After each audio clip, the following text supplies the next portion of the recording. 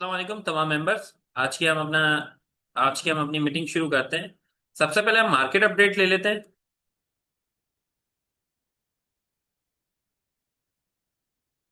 Market के अंदर अगर देखा जाए इस वक्त जो हमारी मार्केट कंसोलिडेट कर रही थी तकरीबन 160 से 174 के बीच, और तकरीबन 3 दफा जाके वापस आ रही है। लेकिन इसमें ये जो ट्रेंड लाइन गुजर रही है, जो ये जो ट्रेंड लाइन हमारी 190 के से यहाँ तक आ रही है, और उसी ट्रेंड लाइन को ये थर्ड टाइम में आके इसने ब्रेक किया है। यानी कि ये जो रेंज में परफॉर्म कर ही रही थी, और इसी के साथ साथ जब तक ये ट्रेंड लाइन से ऊपर है तब तक चांस है कि ये ब्रेकआउट देके वापस ऊपर जा सकती है। अच्छा, ट्रेंड लाइन को अगर ब्रेक कर जाती है तो फिर वापस नीचे गिरने के खतरे मौजूद हैं मार्केट के अंदर। वापस अगर देखा जाए तो वैसे तो सपोर्ट यही बन रही है 162 की और 165 की। लेकिन उससे पहले ये 167 168 की सपोर्ट भी बहुत स्ट्रांग है, जो मार्केट जो ट्रेंड लाइन से जस्ट नीचे है। लेकिन अभी इस टाइम के पर हमें क्या करना चाहिए? मंडे वाले दिन हमारा थोड़ा सा नेगेटिव रह सकता है, और उसी की वजह से फ्राइडे वाले दिन सेलिंग भी देखने को मिली है कि ज़्यादातर लोगों ने इसी खौफ में बुक कर लिए स्टॉक्स कि मंडे को मार्केट फिर दोबारा डाउन ना हो जाए। जैसा कि अभी रिसेंटली अगर हम देखें तो फरवरी से ही यही चल रहा है कि मंडे को सेलिंग रहती है। अगर हम देखें, जैसे मैंने आपको लास्ट कुछ वीक पहले भी आपको एक ट्रेडिंग सेशन में हर मंडे मैंने आपको बताया था, उसमें भी यही था कि तकरीबन मंडे डाउन ही रहे हैं। बस कुछ मंडे पॉजिटिव थे, जिसमें अगर हम देखें तो सेकंड लास्ट मंडे भी पॉजिटिव था, और वो बकरीद से पहले का, जिसमें ये न्यूज़ थी कि सीज फायर हो जाएगा और ये मामला निमट जाएंगे। लेकिन अभी फिलहाल बजट से पहले चांस यही है मंडे वाले दिन हो सकता है थोड़ा सा प्रेशर रहे, लेकिन उस प्रेशर के बावजूद अभी तक जब तक मार्केट इस ट्रेंड लाइन से ऊपर है, मार्केट में पोटेंशियल मौजूद है ब्रेकआउट का, और चांस यही है मार्केट ब्रेकआउट दे के और अप साइड पे जाएगी और अपना एक हाई लगाएगी। उसका हाई 182 से लेके 190 के बीच में हो सकता है, और अगर इसे ब्रेक कर जाती है तो 2,10,000 तक के हाई हैं। लेकिन वो हाई लगाने के बाद एक दफा इस हाई के ऊपर, खास तौर पर 190 के हाई के ऊपर, हम कुछ प्रॉफिट बुक तो जरूर करेंगे। खास तौर पे जो हमारी ट्रेड चल रही है उनको क्लोज करेंगे और अपने पास फ्री कैश ज्यादा रखेंगे। और उसके बाद फिर हम न्यूज़ फ्लो देखेंगे और मार्केट ट्रेंड देखेंगे, उसके बाद फिर हम बाइंग करेंगे।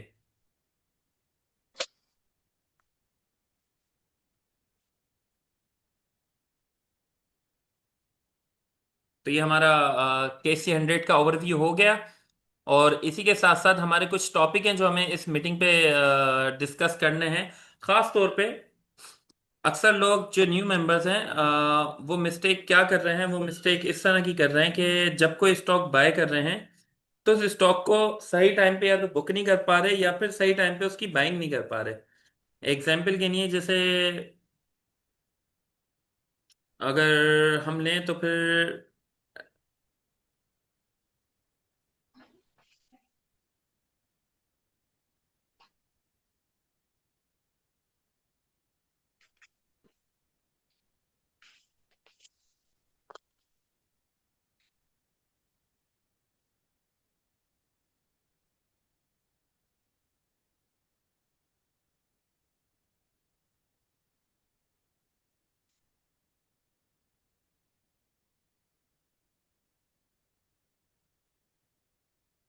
अगर हम इसी तरह NCPL को देखें जैसे एक एग्जाम्पल के लिए, हो क्या रहा है कि जो टारगेट्स दिए जा रहे हैं उन टारगेट के ऊपर आके वो मिस हो जाते हैं स्टॉक, और वो सही टाइम पे ले नहीं पाते। फिर वो अगर स्टॉक ऊपर की तरफ चल जाए तो फिर ऊपर की तरफ लेके अक्सर स्टक हो जाते हैं।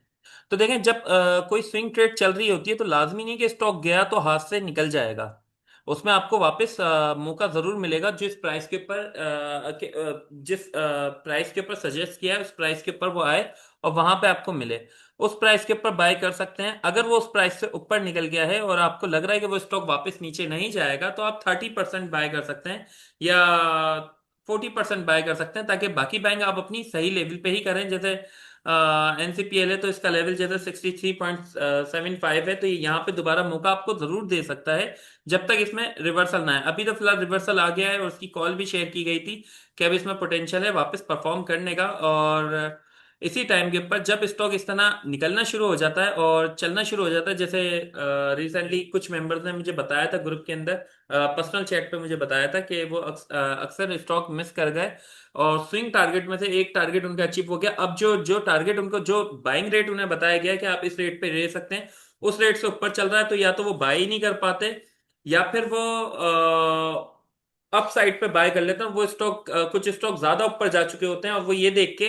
कि अगर स्टॉक परफॉर्म करने लगा है तो फिर अब हम बाय कर लेते हैं, ये स्टॉक चलने शुरू हो गया। लेकिन ऐसा नहीं होता, आप उसको सही रेट पे ही बाय करें, उसकी सपोर्ट पे बाय करें जब तक वो अपना एक टारगेट ब्रेक करके ऊपर नहीं चल जाए। जैसे एक एग्जांपल के लिए, अगर एनसीपीएल का टारगेट है 67 का, 67 को ब्रेक करके ऊपर चले जाता है तो फिर आप 67 पे ही ले सकते हैं। अगर वो 66 पे भी घूम रहा है तब भी उसमें चांस है, या 65 पे या 63 पे, तो चांस है कि वो, सॉरी 65 पे, तो उसमें चांस है कि वो वापस अपने उन्हीं रेट पे आएगा। तो जब तक वो अपनी सपोर्ट को टेस्ट नहीं करता, सपोर्ट पे आप बाइंग ऑर्डर लगा के छोड़ सकते हैं और उधर ही बाय करें जहां पे रिकमेंड किया जाता है। अगर वो अपना कोई टारगेट अचीव कर जाए तो फिर उस टारगेट के बाद, उसकी क्लोजिंग के बाद, उसके बाद उसमें एंट्री ले सकते हैं, क्योंकि वो नेक्स्ट टारगेट ही उसकी एज अ सपोर्ट रिएक्ट करती है। सही। किसी का कोई क्वेश्चन हो तो पूछ सकते हैं, मेरे को ये एक टॉपिक समझाना था, वो मैंने समझा दिया आप लोगों को ना।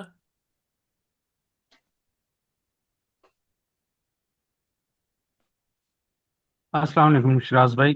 वालेकुम मैं सलाम। ये पूछना चाह रहा था कि क्या ऐसे हो सकता है कि जब कोई कॉल दी जाती है तो उसका साथ में ये भी बता दिया जाए कि इसमें मैक्सिमम जो पोटेंशियल है वो डे ट्रेडिंग के लिए है, एक दिन के लिए, हफ्ते के लिए है, या हो सकता है कि ये 2-3 हफ्तों के बाद इसमें रिजल्ट्स जो हैं वो अचीव हो सकें।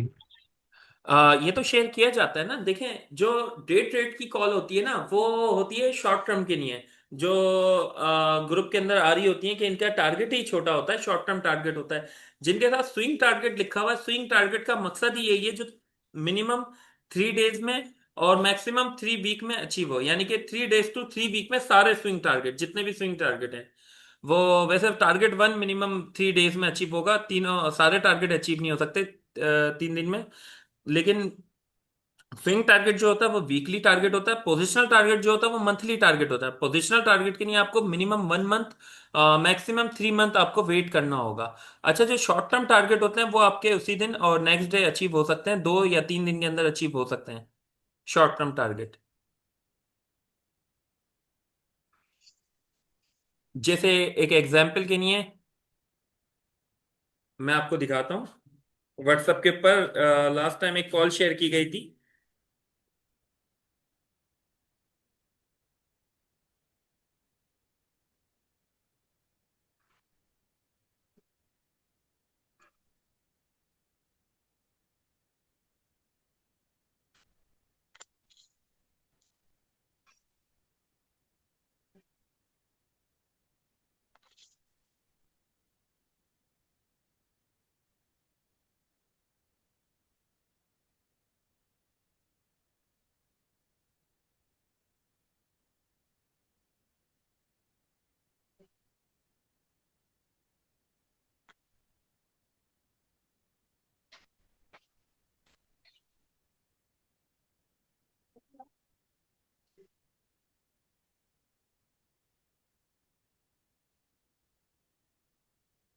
जैसे टीपीएलपी की कॉल शेयर की गई है, ये नजर आ रही है आपको? जी जी बिल्कुल हाँ। जी। अब इसमें ये जो इंट्राडे टारगेट था, ये इसका सिर्फ फ्राइडे के लिए सिर्फ यही टारगेट था, एक दिन के लिए। 8.76 पे बाय करना था, 9.25 पे इंट्राडे टारगेट अचीव हो जाता और वो अचीव भी हुआ, उसके ऊपर भी गई प्राइस। लेकिन उसके बाद 9.9 को टच नहीं कर पाई, क्योंकि ये अपर कैप से भी ऊपर का टारगेट है। हम्म। ये टारगेट आपका 2 सेशन यानी मंडे ट्यूसडे, ट्यूसडे तक अचीव होगा, और ये सारे टारगेट जो है 3 वीक में अचीव हो सकते हैं। पोजिशनल टारगेट मिनिमम 1 मंथ में अचीव हो जाएगा आपका।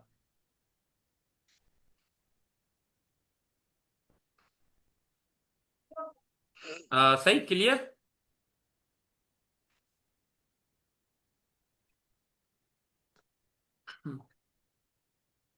कोई और क्वेश्चन?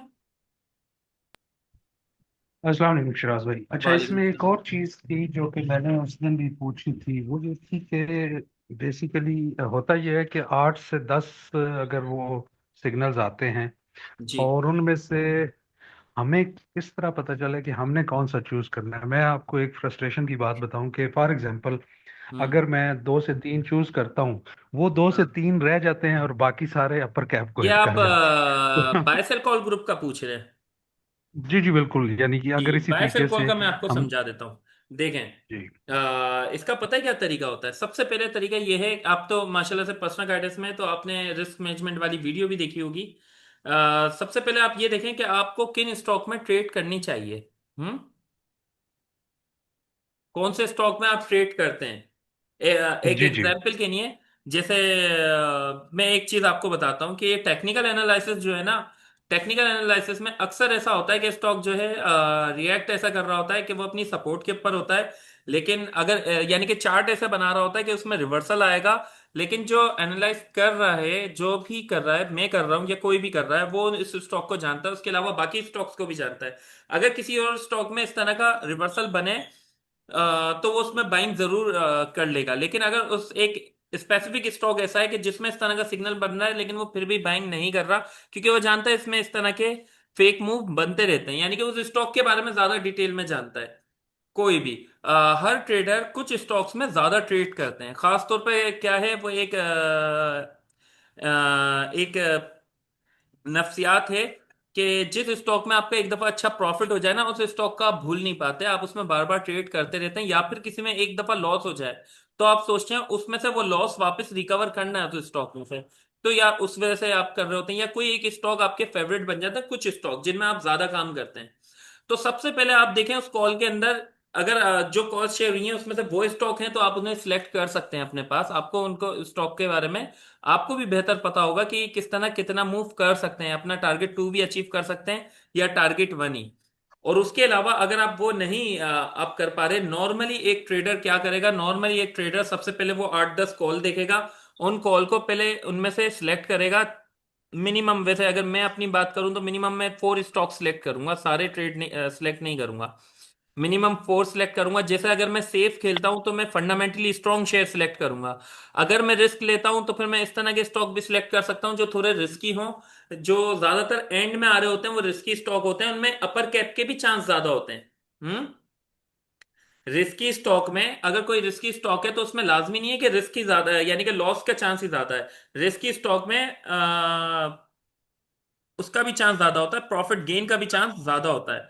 तो जो रिस्की ट्रेडर हैं वो रिस्की स्टॉक सिलेक्ट कर सकते हैं अपने हिसाब से। जैसे कि ये रिस्की स्टॉक है कॉइल, तो इसमें लोअर लॉक लगते हैं, तो इसमें अपर कैप भी लगते हैं। अपर कैप के साथ ऊपर जाता है तो लोअर लॉक के साथ नीचे आता है। ये एक एग्रेसिव स्टॉक है इस टाइप के।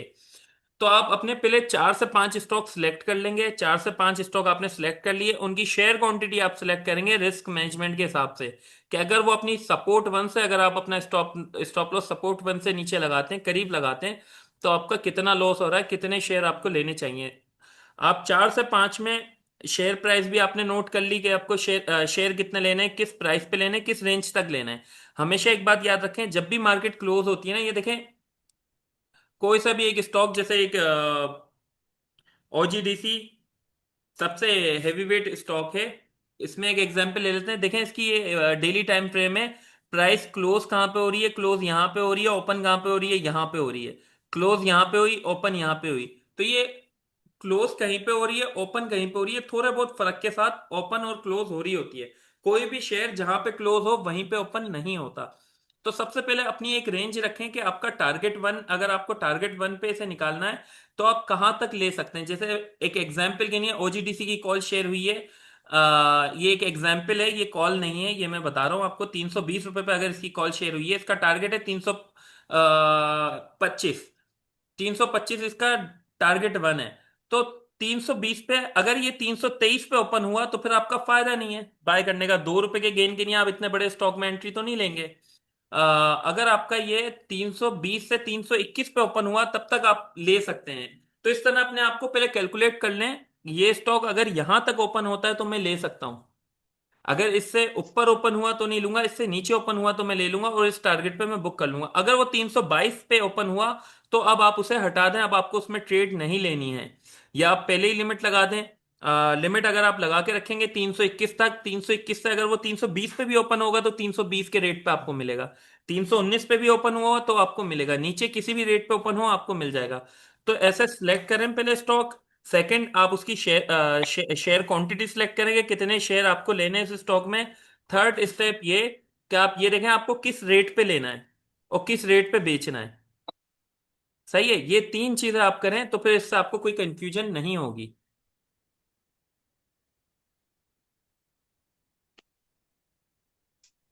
मेरी बात समझ में आई आपको? जी भाई, बिल्कुल मैं समझ गया। इसमें मैं एक चीज सिर्फ ऐड करूंगा कि अभी जिस तरीके से देखें कि पाक कतर है, अभी पाक जी। कतर का ये है कि वो हर रोज यहाँ पर कैप दे रहा है। अभी फॉर एग्जांपल आज जो जिस रेट पे वो बंद हुआ है, हम्म। कल को मैं वो कौन सी वो प्राइस पे लगाऊं कि मुझे वो मिल सकता है। अब वो देखें, थोड़ा सा इशू आता है ये कि तो एक अगर मैं अलग थोड़ा बात सा है। नीचे देता हूँ तो वो, हाँ, ये थोड़ा सा अगर इसमें ऐड हो जाए मैं साथ एक में। चीज आपको बताता हूँ।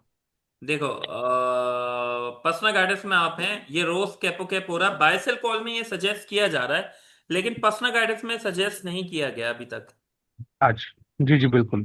जी। उसका क्या रीजन है? उसका रीजन ये है कि अब तो ये कैपो कैप हो रहा है, लेकिन आपको पता है ये कहां से रिवर्स होगा? नहीं, इसका आइडिया नहीं है। लेकिन ये जरूर पता होगा आपको, जहां से भी रिवर्स होगा लोअर लॉक के साथ रिवर्स होगा।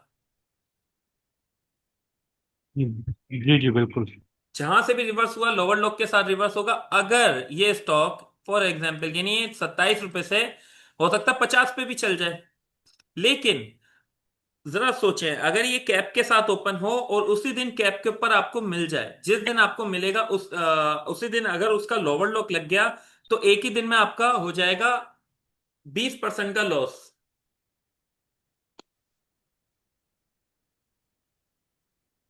हम्म। जी जी भाई। जी, 20% का लॉस हो जाएगा, वो लॉस रिकवर करना काफी मुश्किल हो जाएगा आपके लिए। तो बेहतर ये है, पहला पहला ऑप्शन ये सेफ ट्रेडर ये स्टॉक ना लें।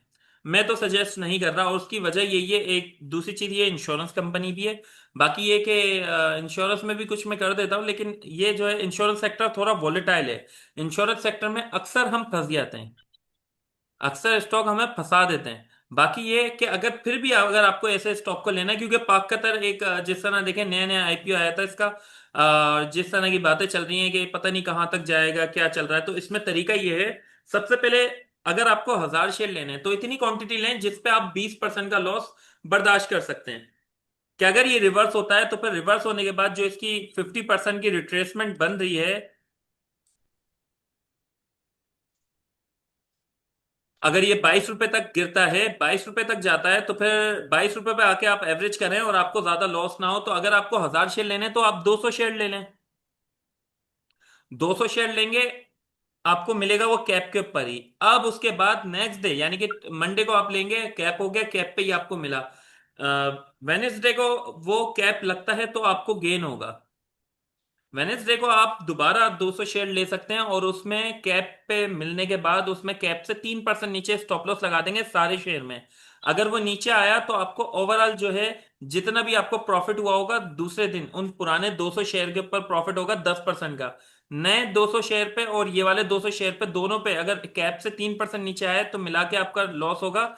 यानी कि समझ लीजिए उस 200 पे से 10% के प्रॉफिट में आपका 6% का लॉस होगा। 4% के प्रॉफिट के ऊपर आप स्टॉक से बाहर निकल जाएंगे। सही है। और तीसरे दिन भी अगर ये जी कैप ठीक। लगे तो तीसरे दिन अब आप ले सकते हैं ज्यादा से ज्यादा क्वांटिटी, और स्टॉप लॉस को लाजमी ट्रेल रखें।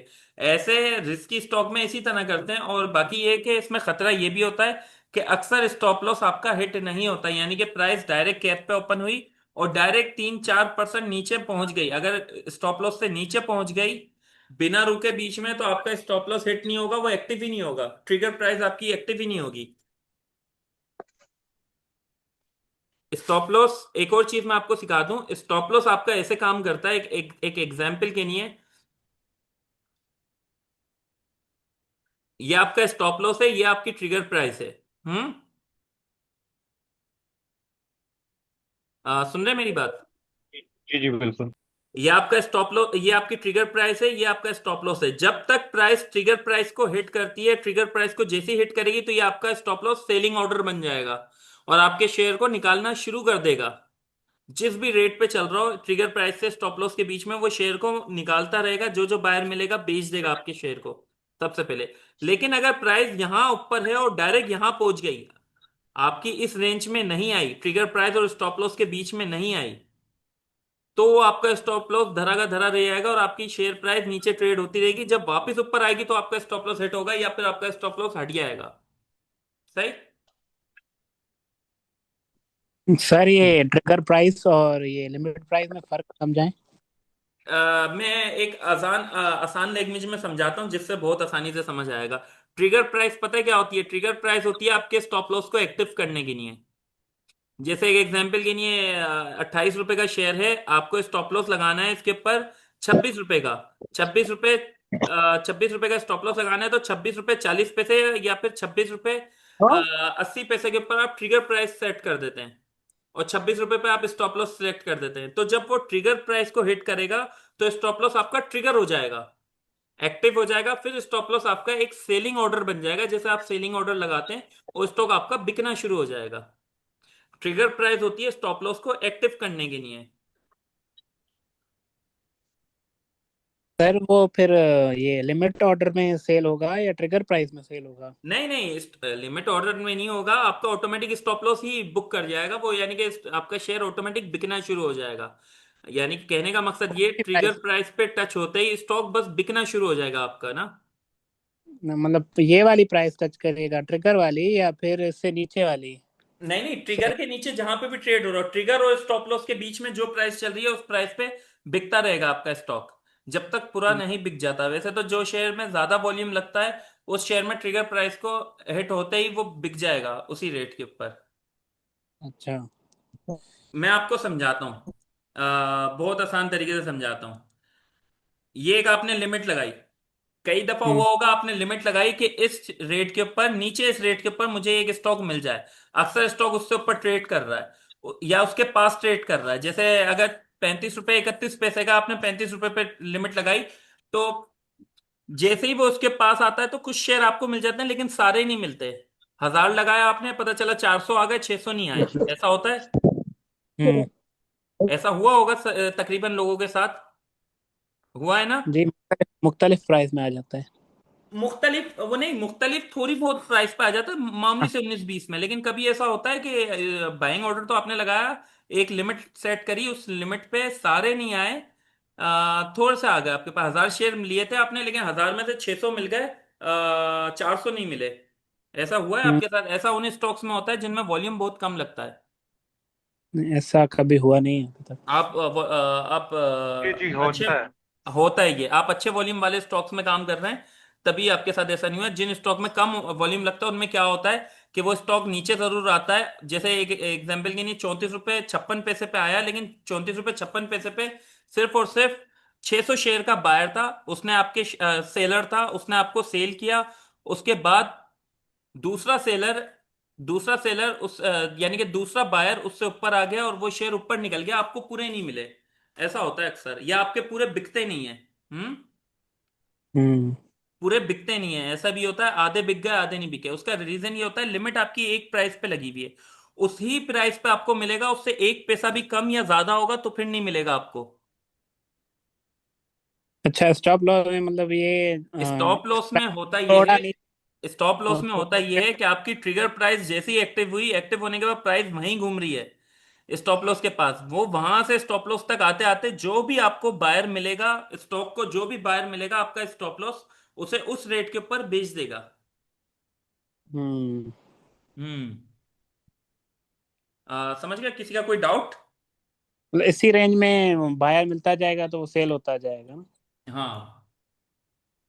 तो ये शराबी जो ट्रिगर प्राइस आप बता रहे हैं, तो ये तो अच्छा चांस है, तो इसमें ऊपर नीचे दोनों की वेरिएशन होती है, यानी कि एक सेट प्राइस से, इसमें यानी कि हाँ, बाई इसमें चांस हाँ हायर होती है। का बायर मिल गया तो अक्सर वो लोग कैसे नहीं लगाते हैं, करते। मतलब एक ही डी में? एक मिनट, आप ये पूछना चाह रहे हैं ना, जैसे ये स्टॉप लॉस है, इसे स्टॉप बाइंग भी है। और जैसे आपने एग्जांपल दिया कि यार आप एक फिक्स प्राइस, मैंने गंदहारा ऑटोमोबाइल के साथ किया था, 10 शेयर थे, मैंने एक प्राइस सेट की इसको सेल करने के लिए, और उस प्राइस के ऊपर 6 बिक गए, 4 रह गए एज इट इज, हाँ हाँ, यही फिर रीजन बाद था में वो क्योंकि सेल हुए थे। तो हाँ। उसमें ये जो वेरिएशन है, मतलब मिसाल के तौर पर एक फिक्स हम प्राइस रखते हैं, उसके प्लस माइनस ये मतलब किस तरह सेलेक्ट कर सकते हैं, या बाई चांस मार्केट में ऊपर का चांस है तो चलो हायर में बिक जाए। हम्म। ये मकसद ये जानने का कि हायर एंड में अगर बिकना चाहे स्टॉप लॉस से भी थोड़ा ऊपर, तो वो कैसे सेट करते हैं, रेंज कैसे सेट करते मेरी को बात आपकी समझ में नहीं आई। आप बाय करने का बोल रहे हैं या सेल करने का बोल रहे हैं? आप हैं? नहीं, ऊपर की सेल साइड पे करते सेल वक्त करने का वो, बोल रहे हैं ना, प्रॉफिट में? हाँ, हायर साइड पे मतलब हायर प्राइस में सेल हो जाए, हाँ हाँ, वो मतलब उसका रेंज हो रेंज। ये रेंज नहीं होती उसमें। उसमें यही तरीका है, या तो उस रेंज अच्छा के अच्छा। आप शुरू में लगा दें। जैसे आपको खतरा है कि वो 34 से 35 रुपए तक जाएगा, तो आप चाह रहे हैं कि आपके सारे बिकें, तो आप ये कर सकते हैं खुद से कि 34 रुपए पे आप आधे शेयर लगा दें, 35 रुपए पे आधे लगा दें। कि आधे आपके इस हाँ, रेट पे अच्छा बिक जाए, अच्छा अच्छा। कि आधे तो मिनिमम बिकें। अगर वो 35 तक आपको लग रहा है जाएगा, तो कम से कम आधे तो आपके बिक जाए, अगर वो उससे जस्ट नीचे से अगर चला गया तो। और अक्सर ऐसा होता है हम्म। कि आप भी देखते होंगे, जो मैं टारगेट शेयर करता हूं, अगर रेजिस्टेंस यहाँ है 19 रुपए 19.52 पे, तो मैं 19.40 का टारगेट देता हूं।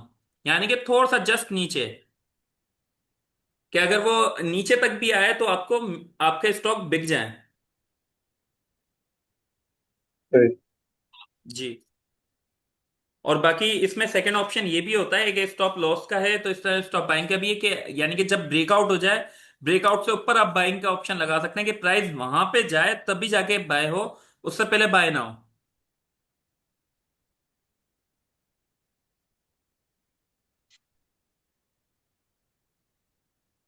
ब्रेकआउट के बाद बाइंग तो पैनिक बाइंग की शक्ल नहीं बन जाएगी, या बस हमें एक मिल गया होगा कि भाई मार्केट ने ऊपर ही जाना है तो इसलिए फिर हम ऊपर पे भी खरीद लेंगे, मतलब। नहीं नहीं, मार्केट के ऊपर नहीं। पैनिक, पैनिक पता है किसे कहते हैं? पैनिक उसे कहते हैं कि बिना कुछ सोचे समझे आप बस सब वो कर रहे हैं, आप भी वो कर रहे हैं, जैसे सब सेल कर रहे हैं। पैनिक सेलिंग होती है, तो सभी सेल कर रहे होते हैं तो आप भी सेल कर दिया आपने, तो आप इसका मतलब पैनिक हो गए। इसी तरह पैनिक बाइंग वो होती है कि सभी बाय कर रहे हैं, आपने भी बाय कर लिया, तो फिर उसमें पैनिक होगा। उसमें क्या होता है कि गलत टाइम पे गलत रेट पे बाय कर लेते हैं, वो स्टॉक फिर नीचे आ जाता है। लेकिन अगर ब्रेकआउट स्टॉक जो होता है, जैसे एक एग्जांपल के लिए ठट्टा सीमेंट का मैं बार बार बता रहा था, 64 से ऊपर जैसे सेफ है। तो जैसे अगर कोई चाहता तो 65 के ऊपर माइंग लगा देता, 65 तक जाएगा तो बाय हो जाएगा, क्योंकि 65 तक उसका ब्रेकआउट हो जाएगा। लेकिन अगर वो फेक आउट हो, तो उसे लॉस भी ज्यादा होगा कि वो 65 पे जाके ले रहा है और वो स्टॉक नीचे आ जाए। हाँ, सही। हम्म। सर आप मेन सेक्टर्स में जो है, मेन जो है स्टॉक्स बता दें जो ओवरऑल में स्विंग में जो है ना प्रॉफिट देंगे। वो तो मैं संडे को शेयर करता हूँ, आप न्यू होंगे मेरे ख्याल से। जी मेन्यू। हाँ, संडे वाले दिन स्विंग कॉल शेयर हो जाती हैं, कल हो जाएंगे इंशाल्लाह। नहीं मतलब कि जो मेन सेक्टर्स हैं जिनकी मतलब हाँ, उन्हीं में होंगी। उनमें भी होंगी, जो प्रॉफिट। जो सेक्टर परफॉर्म कर रहे हैं उनमें भी होगी। अच्छा कल को आप शेयर करें। जी। ठीक है।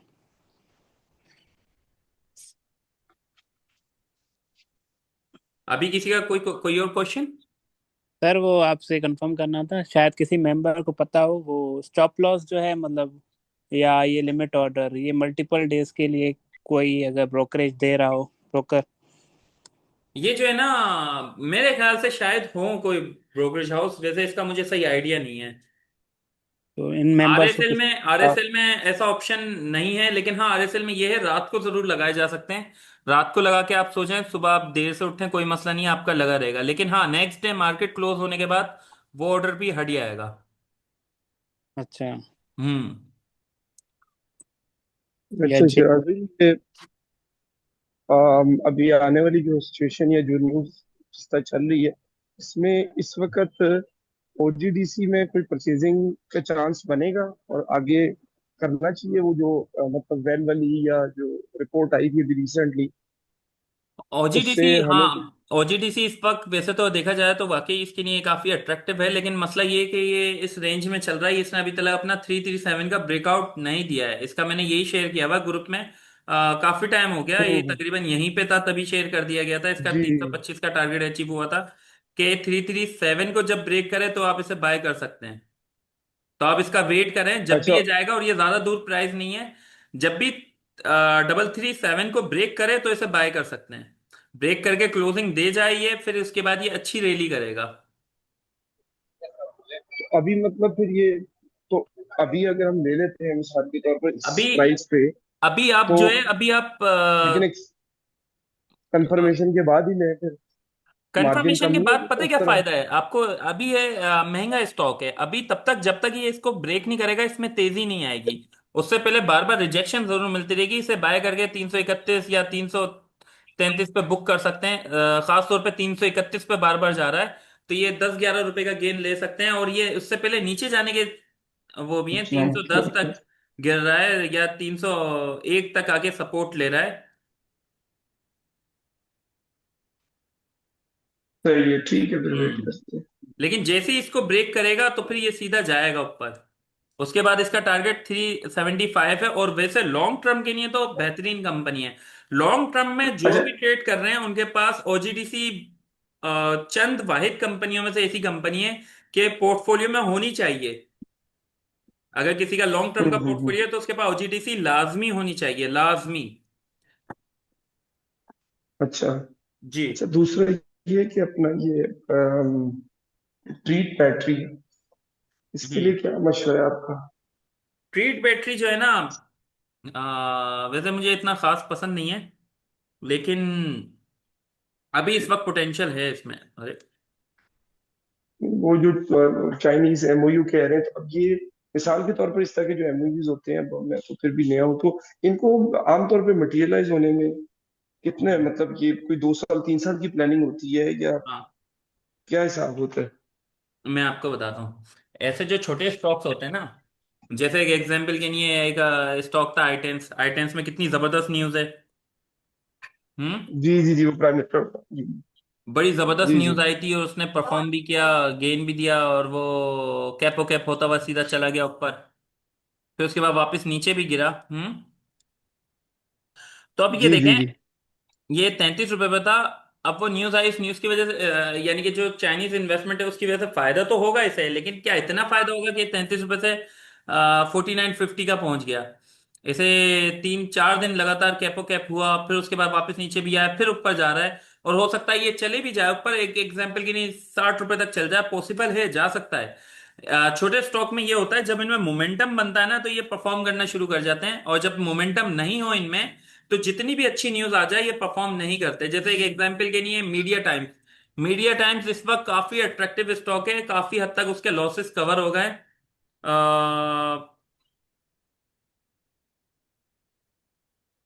इसे मैंने होल्डिंग में दिया हुआ है कि जो भी रिस्की स्टॉक में काम करते हैं, या जो स्टॉक लेके बैठ सकते हैं, वो इस स्टॉक को लाजमी अपने पोर्टफोलियो में रखें। ये अच्छा गेन देगा। ये 5 रुपए का, ये 20 रुपए तक भी जा सकता है, 18 रुपए तक भी जा सकता है। इसके टारगेट वैसे 12 रुपए के हैं, लेकिन ये 18 रुपए तक भी जा सकता है। और अगर ये साल में भी चल जाए तो क्या चाहिए, एक साल में अगर आपको 4x गेन हो जाए, 5 रुपए का स्टॉक 18 रुपए पे जाएगा, तो यानी कि तुम्हें 3.5x तक का गेन मिल जाएगा आपको। हम्म, लेकिन अगर नहीं गया तो तब तक दुरुस्त। नहीं जाएगा। और इतनी अच्छी न्यूज, इतने अच्छे रिजल्ट्स के बावजूद ये रेंज बाउंड ट्रेड हो रहा है, एक रेंज में कंसोलिडेट हो रहा है। और हालांकि पेनी स्टॉक है, पेनी स्टॉक्स ने हम्म। परफॉर्म भी किया, लेकिन फिर भी कंसोलिडेट हो रहा है। तो इसी तरह टीबीएल है। टीबीएल जो है ना, ये छोटे स्टॉक्स में न्यूज फ्लो के साथ साथ हम्म। आपको ये भी देखना होता है कि इनमें पोटेंशियल कितना है। अब देखो, वो न्यूज आई, न्यूज आने के बाद इसे कैप लग गया, कैप लगा, उसके बाद ऊपर ओपन हुआ, अब वापस नीचे आ गया। अब जिन्होंने न्यूज देख के अपसाइड पे बाइंग कर ली, वो इसमें स्टक हो गए।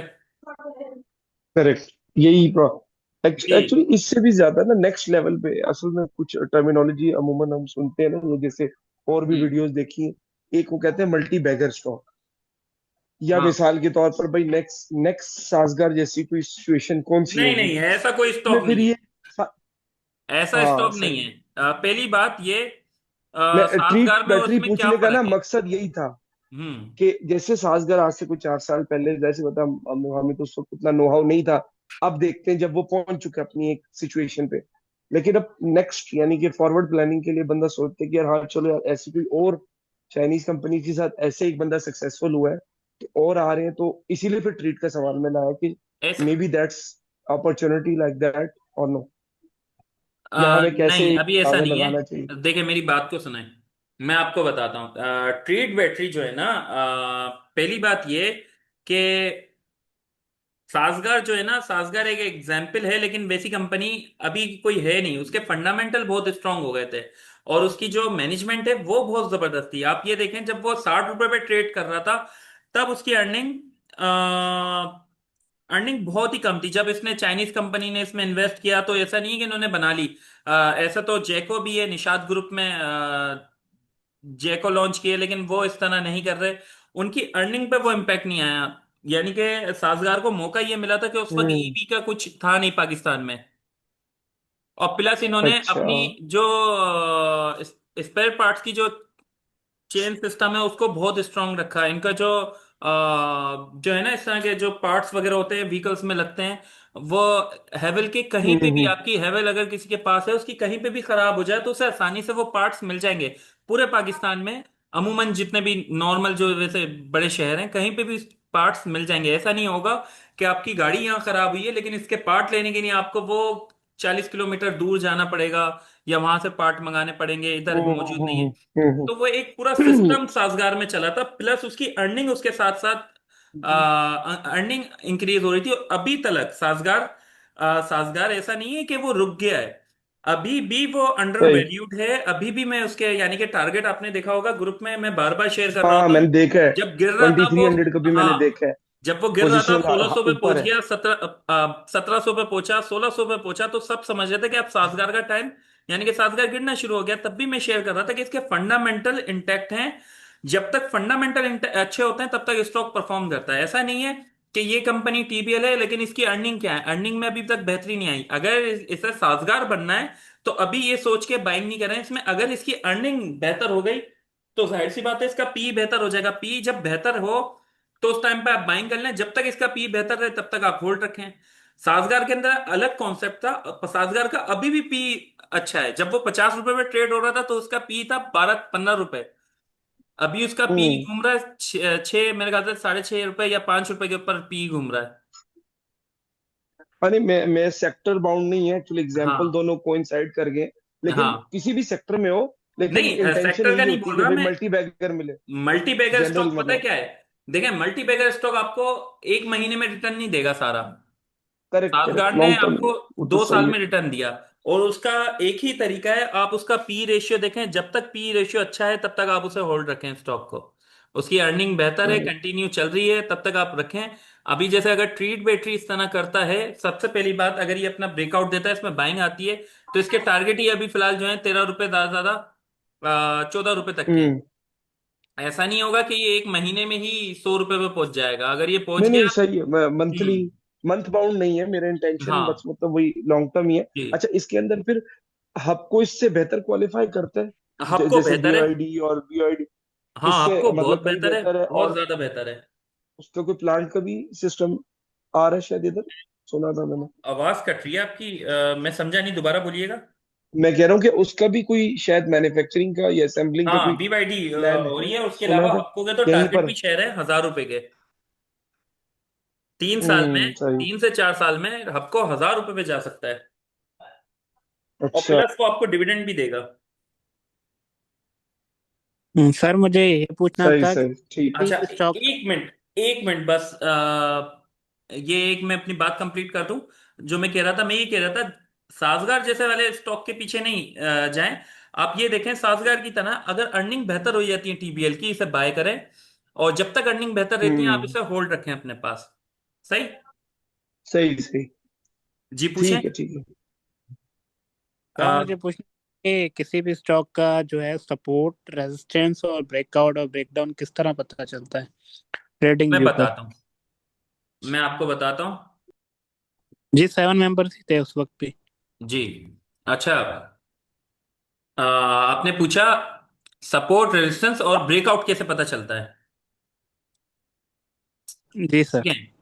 जहां जहां से रिवर्सल बन रहे होते हैं, ये रिवर्सल आप देख रहे हैं, ये रिवर्सल, ये रिवर्सल, ये और ये इसमें ये भी शामिल होते हैं। ये जो छोटे छोटे रिवर्सल होते हैं, ये जो हो रहे होते हैं, अमूमन जिस जगह से हो रहे होते हैं वही सपोर्ट और रेजिस्टेंस होती है।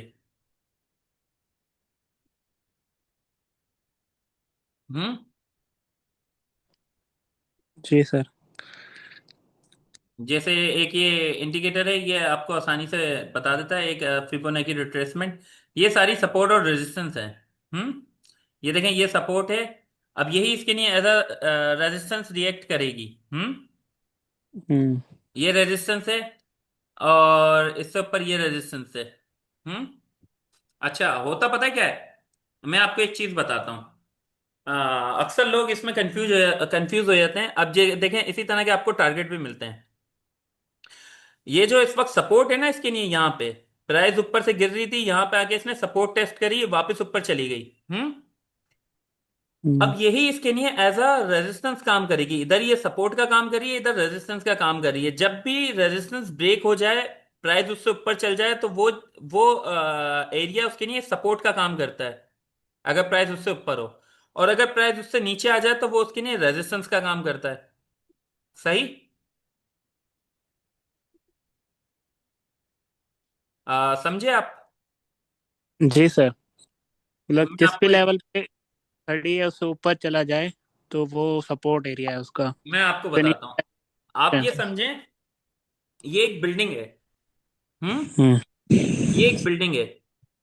अब बिल्डिंग के ऊपर एक बिल्डिंग है, अलग अलग फ्लोर्स हैं, इसमें काफी सारे फ्लोर्स हैं। अब आप किसी भी फ्लोर पे, आप समझे फर्स्ट फ्लोर पे, फर्स्ट फ्लोर से अगर आप एक बॉल को उछालें, और वो बॉल, ये समझे ग्रेविटी खत्म हो गई है, बॉल रुकेगी नहीं। हम्म। हम्म। अगर आपने ऊपर करी है तो वो ऊपर ही जाती रहेगी। अगर वो ऊपर गई है तो कहां से नीचे आएगी? अगर आप फर्स्ट फ्लोर पे हैं तो वो छत से टकराएगी, वापस नीचे आ जाएगी।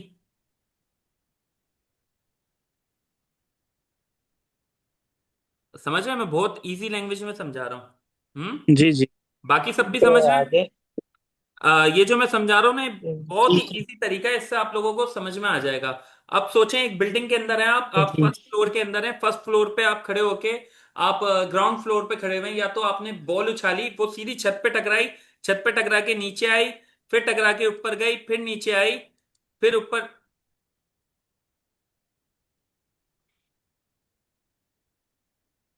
सॉरी, ये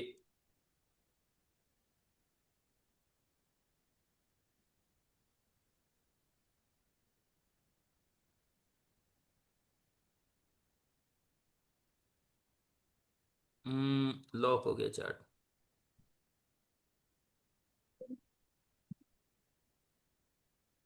एक मिनट, ये इस तरीके से अब मैं समझाता हूँ आपको।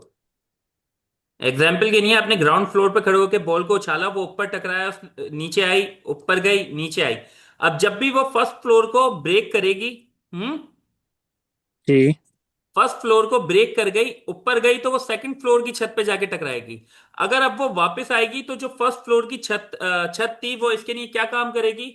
वो इसके लिए रूफ, इसके लिए फर्श, जमीन बन जाएगी। हम्म। तो वो इस पे आके वापस बाउंस करेगी। समझे आप? और अगर वो उससे ऊपर निकल गई, तो वो उससे नीचे आके उस छत पे, जो उसके लिए छत है, जैसे एक बिल्डिंग के अंदर एक हमारे पास रूफ होती है और एक फ्लोर होता है। तो जो फ्लोर है, फ्लोर से नीचे वालों के लिए वो फ्लोर, उनके लिए रूफ, उनके लिए छत है। हम्म। हम्म। और फ्लोर से जी ऊपर ठीक वालों है। के लिए उनके लिए फर्श है। तो यही काम सपोर्ट और रेजिस्टेंस का है। जब प्राइस ऊपर चली गई, तो वो एरिया, जिस एरिया पे आके रिवर्सल आ रहा है, वो एरिया उसके लिए सपोर्ट काम करेगा। और अगर वो उससे नीचे आ गई, तो वो उसके लिए सपोर्ट, रेजिस्टेंस का काम करेगा, यानी कि वहां टकरा के वापस नीचे आएगी प्राइस।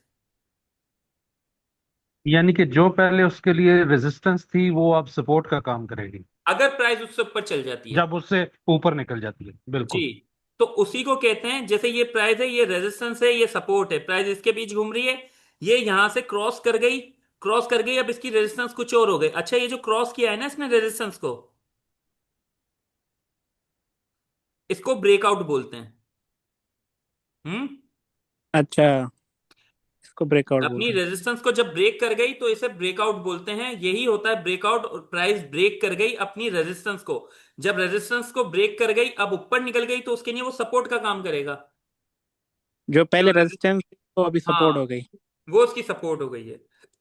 और ब्रेकडाउन भी इस तरह, मतलब इसका ही ब्रेकआउट का उलट है, नीचे ब्रेक जाने डाउन वाला। भी इसी तरह का, ये रहा ब्रेक डाउन।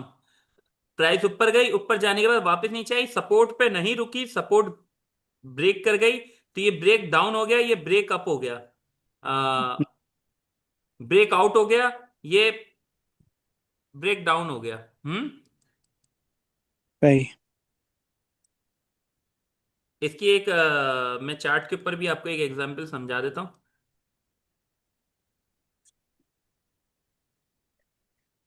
पर ये इंडिकेटर्स में किस तरह लगा सकते हैं? इंडिकेटर में फिबोनाची रिट्रेसमेंट आप यूज कर सकते हैं। अच्छा।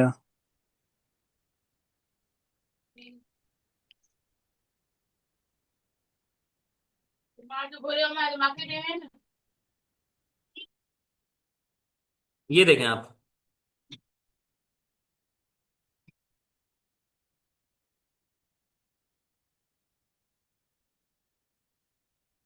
अब ये देखें, ये प्राइस ऊपर गई, यहां से टकरा के वापस नीचे आई। हम्म ये यहां पे इस वक्त रेजिस्टेंस का काम कर रही है, देख रहे हैं आप? जी सर, जी सर, देख। ये रेजिस्टेंस का काम कर रही है, यहाँ पे सपोर्ट का काम कर रही है, ये देखें सपोर्ट है, नीचे गई तो फिर ये रेजिस्टेंस का काम कर रही है, यहाँ से प्राइस वापस नीचे आ रही है। अब जब ब्रेक कर गई, ब्रेक करने के बाद ये दोबारा भी ये रेजिस्टेंस का काम कर रही है यहाँ पे, और ये यहाँ पे सपोर्ट का काम कर रही है। यानी कि इधर सपोर्ट है, इधर सपोर्ट है, और इधर ये रेजिस्टेंस है। अगर आप इसे पीछे भी ले जाएंगे,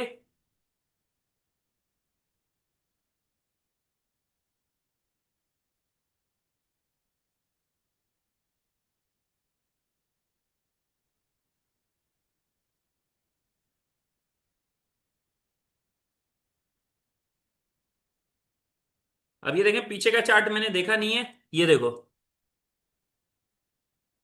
ऐसा रेजिस्टेंस रिएक्ट काम कर रही है।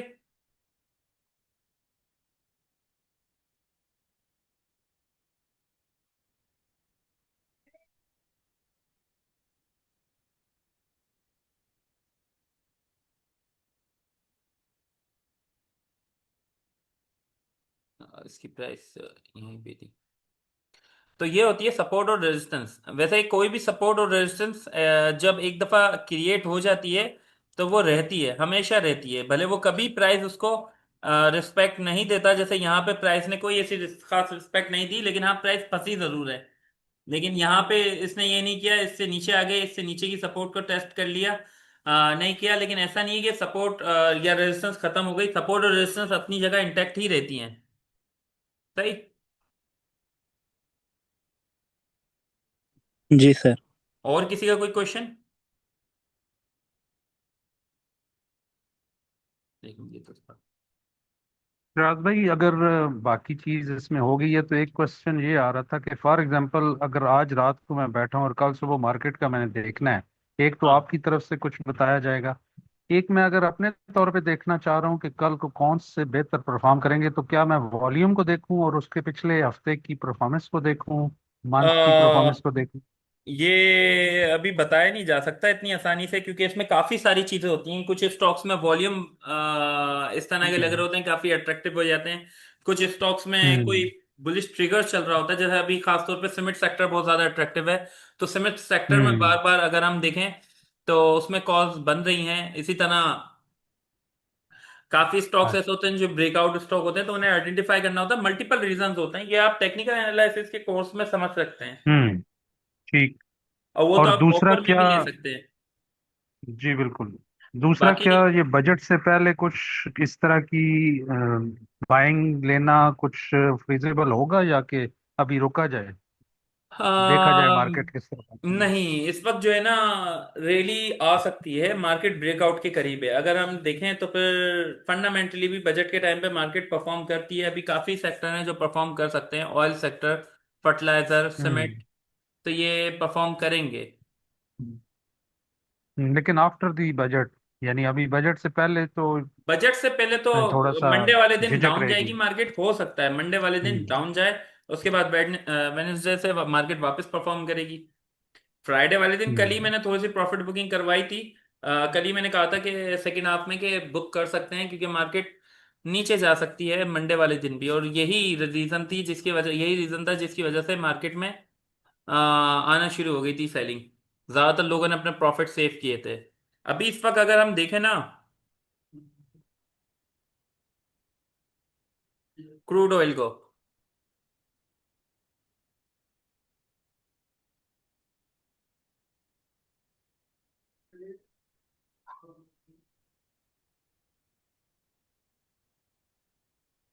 ये देखें,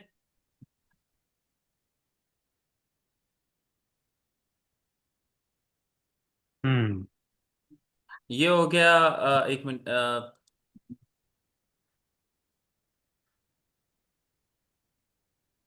ये डाइवर्जन बनना शुरू हो गई है क्रूड ऑयल में। और इस डाइवर्जन की वजह से ऐसा लग रहा है कि क्रूड ऑयल नीचे जाएगा आने वाले टाइम में। और हम्म। काफी ज्यादा चांस है कि क्रूड ऑयल नीचे जाएगा। यहाँ वीकली पे भी देखें तो वीकली पे भी हिडन डाइवर्जन बन रही है। तो जब क्रूड ऑयल नीचे जाएगा तो ऑटोमेटिक हमारी मार्केट परफॉर्म ही करेगी। हम्म। और इसकी सपोर्ट, ये वापस क्रूड ऑयल वापस 66 50 तक नहीं जाएगा। इसकी सपोर्ट जो है 76 है, 76 तक चांस है इसको जाने का। क्योंकि कुछ टाइम तक उसके बाद इसे भी ब्रेक करेगा, इसे भी नीचे जाएगा, यानी कि यहाँ पे रेंज बाउंड रहेगा 77 से 80 के पास रेंज बाउंड रहेगा। उसका रीजन ये है कि काफी सारी मुल्क हैं जिनके रिजर्व खत्म हो गए। चाइना के रिजर्व खत्म हो गए, इंडिया के हो गए। तो जब ये थोड़ा सा सस्ता होगा और इनकी सप्लाई खुलेगी, सप्लाई तो वैसे अभी चली रही है, तो ये सब अपने रिजर्व को भरेंगे। इसकी वजह से थोड़ी सी इसकी प्राइस सस्टेन कर सकती है हाई रेट के ऊपर 77 से 80 तक। ये बार का अगर मसला हल हो गया इसके बावजूद भी, लेकिन उसके बाद फिर आने वाले 2 महीने या महीने के 2 महीने 3 महीने के अंदर वापस इसके वही रेट आ जाएंगे 57 60 इसके आसपास। तो उस वक्त तो मार्केट को तो रैली करनी ही करनी है। और अभी फिलहाल मार्केट को एक हाई लगाना है। हम्म।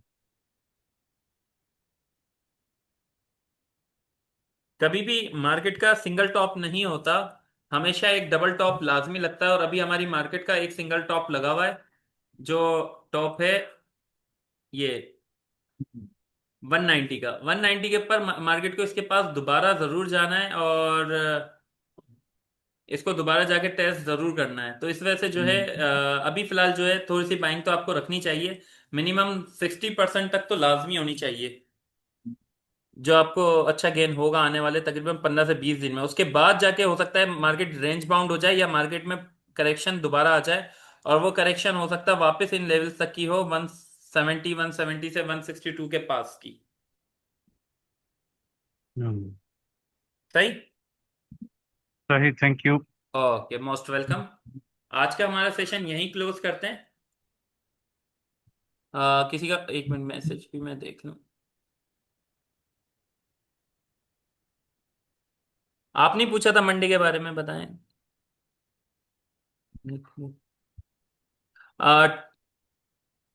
मिस्टर अवेश ने पूछा है ठट्टा सिमेंट का। मैं बता देता हूँ।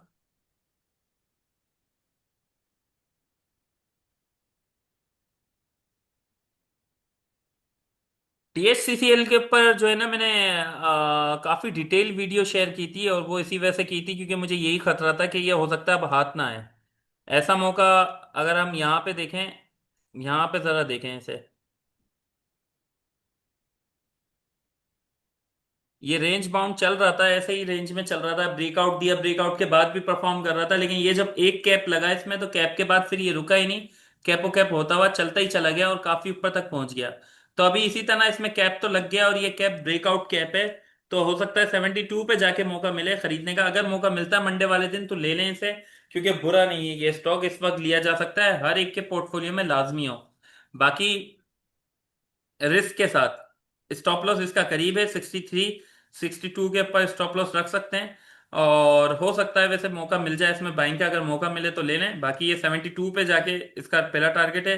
फिर उसके बाद 77, फिर 83, फिर 88, फिर 94 और 100 तक के टारगेट इसमें मौजूद है। 100 के ऊपर मैं खुद पर्सनली इसे 100 तक ट्रेड करूंगा स्टॉप लॉस इसमें।